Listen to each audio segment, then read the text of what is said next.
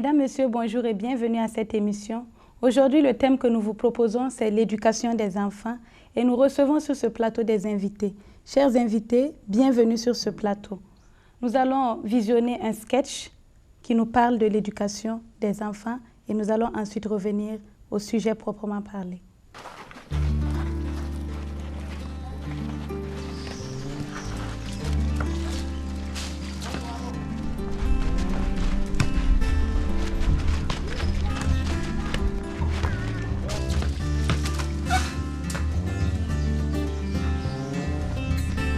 Paul, s'il te plaît, allez-y jouer ailleurs. Maman, nous ne jouons pas dans la cour, nous jouons sur la voie publique. Je ne veux plus me répéter. Tu entends? Que fais-tu, Paul? On t'attend là. C'est maman. Le ballon lui a cogné la tête. C'est bien ça. Je vous ai dit de ne plus jouer devant moi. Vous avez entendu? Bande d'enfants mal éduqués. Maman, ne les insulte pas, ce sont mes amis. Je ne les insulte pas. Je vais les corriger. Les parents qui m'ont mis au monde ne m'ont jamais frappé. Pourquoi des autres? Les miens aussi n'ont jamais. Alors les gars, c'est ma maman, respectez-la. Maman. Hé Paul, elle est gonflée ta maman. Plus que gonflée, ta maman. N'exagérez pas. C'est elle qui exagère. Nos mamans ne nous traitent pas de la sorte. La preuve, tu entres au salon, dans ma chambre, tu manges avec moi. Est-ce que moi j'ai déjà mangé chez vous? Mais c'est parce que le ballon lui a cogné la tête. Non, c'est pas de notre faute. Je t'informe que si maman avait pris ce qu'elle a dit là, elle ne l'épargnerait pas. Dis calme, de retour, je réglerai ça avec elle.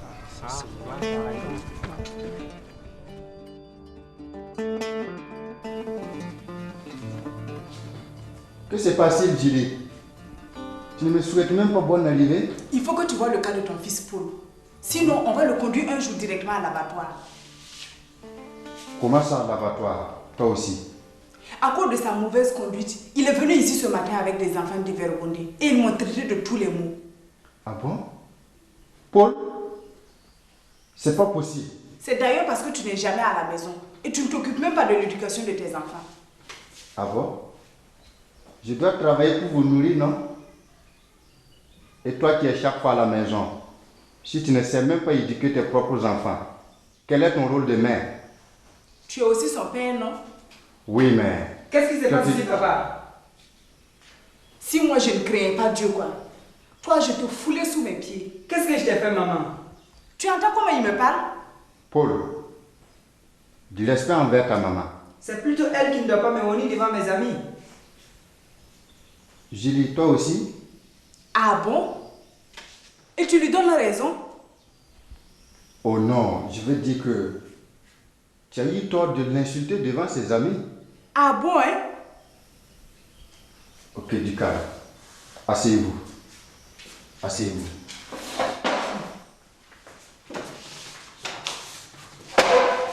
Paul, ce n'est pas parce que tu as 16 ans que tu ne dois plus te comporter comme il se faut envers ta maman. Oui, papa, c'est parce que le ballon lui a cogné la tête.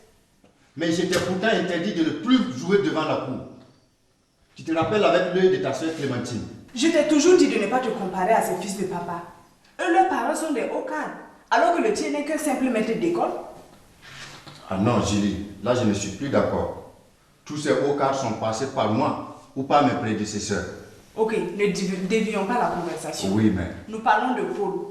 Hier, je l'ai vu en compagnie avec la fille de la voisine. Et en plus, le poste radio, il a vendu à l'étudiant. Mais c'est normal, maman. À mon âge, tous mes amis ont des petites amies. Et si j'ai volé le poste radio, c'est parce que j'avais besoin d'argent. Quoi? C'est toi qui as volé mon poste radio? Les cassettes et la télé? Écoute, sors, plus jamais chez moi. Mais André, tu calmes? Tu peux pas parler comme ça à ton propre fils. Mais tu t'imagines? Fallait me dire que je vais plutôt un voyou, un diablotin de ces gens chez moi. Écoute, loin de ma vue. Plus jamais chez moi. Non, André, tu calmes? Donc, quelle est votre réaction après avoir vu ce sketch? Et la réaction donc, de la maman n'est pas proportionnelle à la faute commise par le fils. Et cela montre que la maman ignore la psychologie de son enfant qui est déjà adolescent. C'est vrai que l'enfant, il a 16 ans, donc il rentre dans un âge d'adolescence, quoi. Donc, elle doit savoir faire la part des choses, quoi. Elle ne doit pas lui parler de cette manière devant ses copains. Et elle ne doit pas lever sa main sur lui, quoi, sur ses copains. Je pense que là aussi, je crois qu'elle a un peu exagéré, la maman. J'ai eu l'impression qu'elle avait déjà gardé plein de trucs contre l'enfant parce qu'elle a parlé de la radio volée, de beaucoup de choses. Et il a suffi que le ballon vienne toucher sa tête pour pouvoir ressortir tout ça. Et ce n'était pas au bon moment. Est-ce que c'est tout le temps qu'il faut frapper l'enfant? Parlant du châtiment lié donc à la verge, les proverbes nous disent que celui qui ménage sa verge est ses enfants. Par contre, celui qui l'utilise à bon escient, ben, les aime. Donc cela veut dire que le bâton n'est pas exclu. Mais seulement, il ne faut pas l'utiliser à tout bout de champ. Cela me fait penser à la psychologie de l'enfant. C'est-à-dire, avant d'éduquer l'enfant, il faudrait le situer par rapport à son âge. Vous voyez que lorsque l'enfant est à l'intérieur du ventre, il est recommandé que les parents créent une certaine atmosphère convenable à l'évolution de l'enfant, même dans le ventre de la mère. Et lorsque l'enfant sort, donc l'enfant naît, il y a un certain découpage. Vous voyez, de 0 à 3 ans, l'enfant veut une certaine découverte. Hein, c'est la raison pour laquelle il mord, pour voir un peu la réaction. Il vous griffe, demain il va voir. Si vous le tapez, bon, demain il ne le fera pas. Vous voyez, donc il est en train de découvrir. 2 ans, 3 ans, je ne sais pas si vous avez remarqué, mais ces enfants-là vous posent des tas de questions. Et lorsque vous répondez, l'enfant vous dit « et après ?» Mon enfant, il me disait ça lorsqu'il avait 2 ans, 3 ans. Lorsque je réponds, il dit « mais et après ?» Je fais « mais et après ?» Vous voyez, pour lui, ben, il y a toujours une explication à toute chose. Donc, à cet âge-là, l'enfant veut découvrir. Et après les 3 ans, de 3 à 7 ans, bon, c'est toujours la découverte. Mais il est beaucoup plus conscient de ce qui se passe autour de lui. Alors, si l'éducation est bien faite entre 0 et 3 ans, de 3 à 7 ans, il réagit en conséquence. Et par rapport à l'instruction qu'il a reçue donc, dans l'espace entre 0 et 3 ans. Et de 7 donc, à 12 ans, l'enfant, vous savez qu'il tend vers l'adolescence. Donc, il quitte, hein, il est en train de quitter la tendre enfance. Il est dans l'enfance proprement dite, mais il n'a pas encore atteint l'adolescence. De 12 à l'adolescence, et vous savez que maintenant, il quitte carrément la tendre enfance, l'enfance proprement dite, et il est maintenant dans l'adolescence. Et à ce niveau, vous voyez le sketch que nous avons perçu, mais l'enfant est adolescent. Mais maintenant, ce n'est plus le bâton. Il ne faut pas utiliser le bâton, parce que c'est le moment où il veut se faire homme, il veut se faire femme, il veut se faire responsable. Et il se dit, je suis maintenant grand. Mais il est toujours dans un tâtonnement parce qu'il n'est pas encore grand. Alors, donc, vous voyez que l'enfant est troublé. Mais lorsque nous comprenons la réaction due aux effets donc, de l'adolescence, on sait comment l'éduquer, on sait quoi lui dire, et s'il y a correction, on sait aussi quoi utiliser. En tout cas, pas le bâton lorsque l'enfant devient beaucoup plus grand. Lorsque on est amené à châtier l'enfant, à le frapper, il est important que l'enfant sache pourquoi on le frappe. Sinon, finalement, on est en train de créer un trouble en lui. On l'explique, tu as fait ça et c'est pourquoi justement tu es puni. Et après la punition, il faut aussi réhabiliter l'enfant. Il a fait quelque chose qui ne va pas, il a été puni. Quelques instants après, vous le réhabilitez. Là, il sait justement, en fait, on m'aime, mais c'est parce que j'ai posé tel acte qu'on n'est pas d'accord justement pour le faire. Les enfants ont des personnalités différentes. Il y en a qui comprennent plus facilement. Si on les explique, ils comprennent, ils ne vont pas répéter. Il y en a, il faut qu'on prenne le bâton. Il y en a, il suffit de dire je te ramène, je t'envoie dans la chambre et puis il se calme. Donc c'est pour dire qu'il faut peut-être en tant que parents aussi essayer d'observer nos enfants et voir qu'est-ce qui est juste, qu'est-ce qui peut avoir un effet.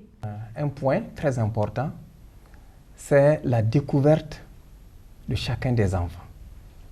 Il faut apprendre à connaître votre enfant, donc vos enfants, chacun individuellement. Et cela est très important. Qui est responsable de l'éducation de nos enfants? Le premier responsable, c'est d'abord la maman et le papa.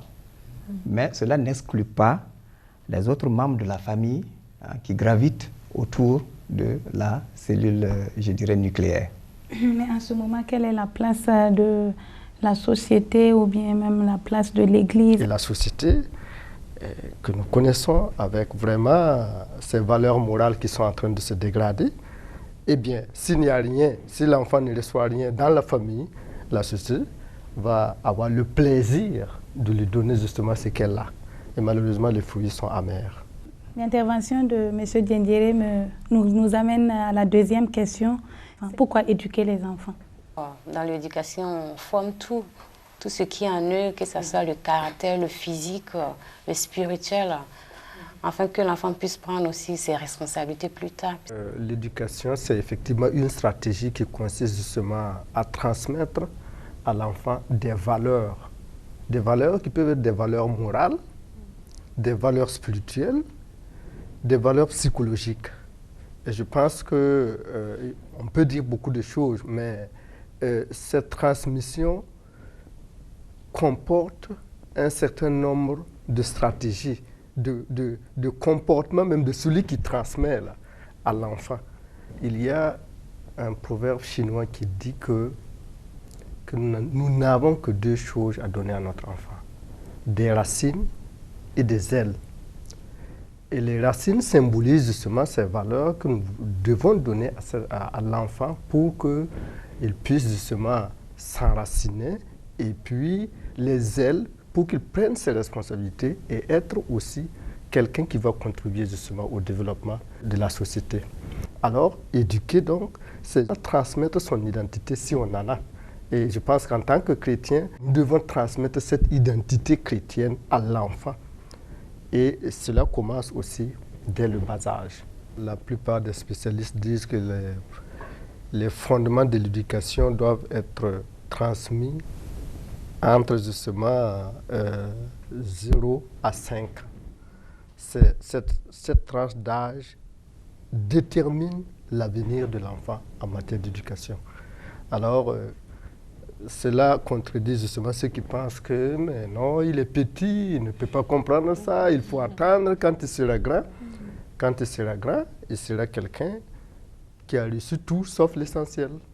Si les parents ne prennent pas leurs responsabilités dans le cadre de l'éducation des enfants, mais la rue va le faire. Mais de la mauvaise façon. L'enfant qui naît n'est pas sain. Et des spécialistes ont essayé de suivre l'enfant depuis le ventre de sa mère jusqu'à l'âge de l'adolescence, à l'âge adulte. Alors, ils se sont rendus compte que l'enfant est enclin au mal, d'où la nécessité de leur dire ce qui va et ce qui ne va pas, ce qui est bien et ce qui n'est pas du tout bon. Maintenant, pour inculquer ces bonnes choses donc, aux enfants, il faut bien sûr passer par, je disais, l'épineuse question qui est comment alors éduquer les enfants. Eh bien, vous avez posé la question, nous allons répondre à la question comment éduquer nos enfants de manière en tout cas concrète. Dans les différentes tranches d'âge, les réactions des enfants ne sont pas les mêmes. Et à l'âge justement de l'adolescence, l'enfant se croit suffisant et il devient entreprenant. Et vous comprenez que si vous voulez le mettre dans une prison, il va craquer. Alors, c'est le moment où il faut plutôt tisser beaucoup plus de contacts. Et c'est ce qui manque aux enfants, c'est-à-dire le dialogue, la communication, vous asseoir, discuter, surtout que l'enfant sort, lorsqu'il revient, il a des préoccupations. Mais tant que vous ne lui posez pas de questions, tant qu'il n'y a pas d'échange, alors il va essayer de résoudre ses problèmes selon son entendement. Donc il faut que les parents apprennent à passer beaucoup plus de temps avec leurs enfants. Et le facteur temps est aussi un besoin fondamental pour l'enfant. Tout comme la nourriture, il faut que les parents passent le plus de temps possible avec donc, leurs enfants pour leur permettre justement de poser des questions et de savoir ce qui est bien et ce qui est mal. Un élément important dans l'éducation des enfants, c'est l'éducation par l'exemple. L'exemple des parents parle mieux que les fouets. Cet exemple parle mieux que les cris. Et les enfants regardent et très vite copient. Un jour, je devais déposer un matin mes enfants à l'école avec une moto. Et puisque c'était en décembre, j'ai dit au deuxième, écoute, porte ton bonnet parce que il fait frais et tu risques de piquer le froid. Il m'a regardé. J'ai dit, mais porte ton bonnet. Il m'a dit, mais papa, toi tu n'as pas porté ton bonnet. J'ai dit, oui, c'est juste. Je n'en ai pas d'abord parce que vous êtes plus fragile, c'est pourquoi on a acheté pour vous. Donc, il a voulu juste me dire, si je veux qu'il porte son bonnet, que je porte un bonnet. Et là, je n'ai plus besoin de le dire justement de porter. Le deuxième exemple, c'est l'harmonie entre l'homme et la femme. Bien sûr, cela détermine l'exemple, mais le climat entre l'homme et la femme détermine pour beaucoup le comportement des enfants. Si l'homme respecte sa femme et la femme aussi est soumise à son mari, les enfants voient, il y a un climat favorable, vraiment il fait bon vivre dans la famille et le problème d'éducation sera facile. Parce qu'en fait, le manque d'harmonie va conduire à des problèmes en ce qui concerne la vision même de l'éducation. Au niveau de nos enfants, on peut détecter aussi qu'ils ont des aptitudes et des talents spécifiques. Je crois que c'est aussi, en tout cas, le moment aussi de les encourager dans ce domaine-là. Si nous savons discipliner, il faut savoir aussi encourager. Quand l'enfant fait ce qui est vraiment bien, il faut le reconnaître, l'encourager, parce que ça stimule aussi son intérêt pour la chose et il est prêt à vraiment répéter. Et je pense que ça, c'est un élément important d'avoir un équilibre entre ce que nous pouvons appeler comme punition, mais aussi l'encouragement. Et là, vraiment, ça va permettre à l'enfant de s'épanouir. Il faut être positif. Ça, c'est très important. Ouais, si vous réunissez les enfants et puis vous êtes là, pleurnichés, vraiment, vous voyez la vie en noir. Mais qu'est-ce que vous voulez que ces enfants-là deviennent? Nous devons être des parents positifs. Oui, il y a des difficultés, mais nous croyons en Dieu. Et qui est le même et qui, au milieu de ces difficultés-là, va nous donner justement de les surmonter. Et donc, il faut être positif pour pouvoir justement permettre à l'enfant aussi justement d'espérer. Et ça, c'est très important. Par exemple, dans la famille, souvent, il y a des besoins spécifiques. On prie ensemble, le Seigneur a exaucé. Il faut en tout cas que lors d'une autre rencontre, nous puissions partager et dire « Ah, on avait prié pour ceci, effectivement, Dieu a pourvu la solution, il a trouvé la solution, on a eu ce qu'on a demandé. » Et ça peut permettre à l'enfant d'avoir confiance en Dieu, de savoir qu'effectivement, ce qu'on dit n'est pas théorique, c'est pratique. Et savoir aussi que quand il y a un problème, on se tourne vers Dieu. Il serait bon d'instaurer un culte familial dans la famille, où tous ceux qui sont sous le toit participent. Un culte que l'on va modérer en fonction de l'âge ou des âges des enfants. Et c'est comme ça que l'enfant aussi apprend à se donner justement une discipline spirituelle. instruit l'enfant selon la voie qu'il doit suivre. Quand il sera grand, il ne s'en détournera point. Donc c'est dès le jeune âge que nous devons aussi transmettre ces valeurs. La vérité est une vertu dans la vie spirituelle de l'homme. Et il faudrait que les parents apprennent à dire la vérité aux enfants, quel que soit le cas.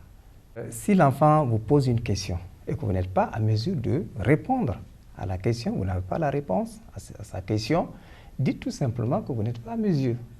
Et l'enfant va comprendre. Mais lorsque vous dites à l'enfant, vous mentez, l'enfant enregistre. Et à un moment donné, il va se rendre compte que ce que vous lui avez dit est faux. Et ça devient un handicap dans sa vie spirituelle. Une fois qu'on a fait la promesse, en tout cas, il faut qu'on le fasse. Parce que sinon, après, l'enfant, tout ce que vous dites n'a pratiquement plus de valeur pour lui. Il dit, bon, la dernière fois, papa a dit qu'il allait m'acheter un vélo, mais il n'a pas acheté. Qu'est-ce qu'il me dit que ce qu'il dit, il va le faire? Donc, je crois qu'il faut qu'on soit très prudent. D'ailleurs, il faut pas peut-être... il faut les encourager en leur promettant des cadeaux, mais il faut peser les promesses. On doit aimer l'enfant pour qui il aime et pas ce qu'il fait. Que l'enfant n'ait pas de bons résultats scolaires, ça n'empêche pas d'aimer mon enfant. Je l'aimerai, c'est mon enfant. Tel qu'il est, je dois l'aimer tel qu'il aime, pas ce qu'il fait. Je vais demander à M. Tsombiano de nous dire aussi comment éduquer nos enfants dans le domaine sexuel. Parce qu'on se rend compte qu'en général, en tout cas pour les parents africains, c'est un sujet tabou. Et très souvent, on a vu des filles qui ont eu leurs règles et qui ne savaient même pas ce que c'était, tout simplement parce qu'on n'en a jamais parlé. Les conseillers conjugaux pensent que cette question de sexualité doit être prise au sérieux et doit être enseignée aux enfants. Autrement dit, à l'âge de la puberté, il serait très difficile de tout inculquer à la fois. Et oui, parce que c'est l'âge de la pratique et non de l'apprentissage. Et ça, il faut le retenir. Donc, nous pensons que les parents ont justement cette responsabilité de parler de la sexualité aux enfants, mais en tenant compte des âges de tout un chacun. Il y a des parents qui ont un sentiment d'échec parce que les enfants, ils n'ont pas réussi dans l'éducation de leurs enfants.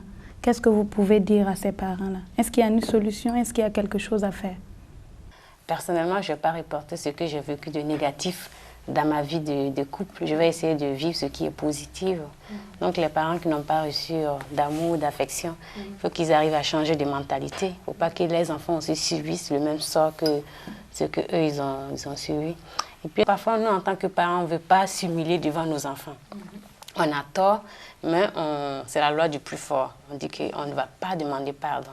Alors que l'enfant, dans son cœur, il sait que ce que papa a fait ou maman a fait, elle a tort. Donc l'enfant entend quoi? Il attend qu'on vienne vers lui et dit « Ok, écoute mon fils ou ma fille, là et là, je te demande pardon parce que... » ainsi de suite.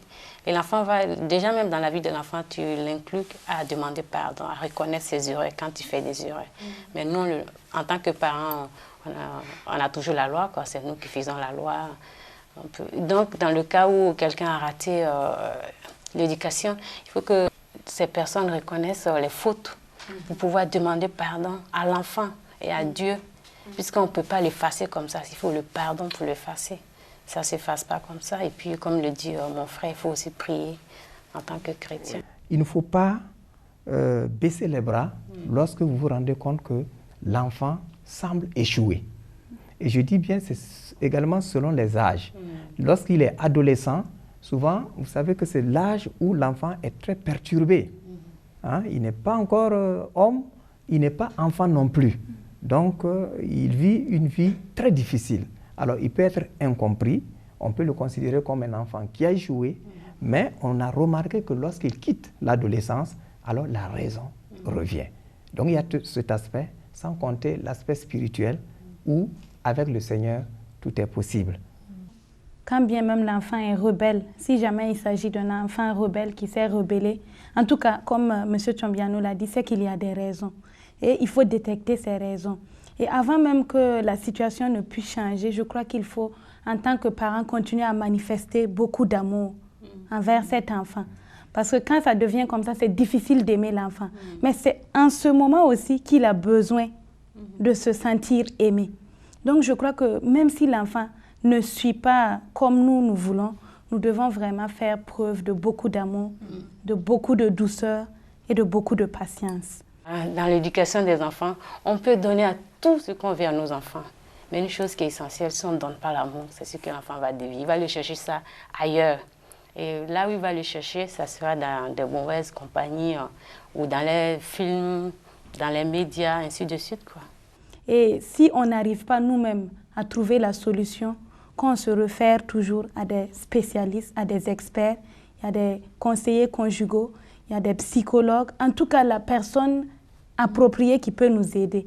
J'ai presque voulu me rebeller par rapport à ma maman parce qu'elle était très très dure envers moi. Et plus tard, je suis allée faire une école de relations d'aide et c'est vraiment à l'école que j'ai compris que ma maman m'aimait, mais c'est sa méthode qui était dure. Parce qu'elle n'a pas reçu, elle, on l'a éduquée de cette façon-là. Elle a voulu m'éduquer en tant que première fille, elle ne voulait pas me perdre. J'avais même peur de devenir une mauvaise mère. Je me disais, qu'est-ce que je vais transmettre à mes enfants? Les gens m'ont conseillé, prier avec moi, surtout la prière. Et j'ai été remplie vraiment là-bas. Et je peux dire qu'aujourd'hui, je suis une bonne mère, même si je ne suis pas encore parfaite. Si nous, nos parents ne nous ont pas dit qu'ils nous aiment, ils nous ont aimés, c'est sûr. Moi, je suis sûre que mes parents m'aimaient. Mais ils l'ont fait d'une autre manière. Ils ont montré ça d'une autre manière, sans le dire ouvertement. Mais nous, en tant que parents, il faut qu'on arrive à dire à nos enfants, je t'aime. Je vous remercie de nous avoir suivis et merci à nos invités d'avoir accepté de venir sur ce plateau. Nous allons vous inviter, si vous avez des questions, de vous adresser à l'adresse qui sera affichée sur l'écran. Merci et à la prochaine. Au revoir.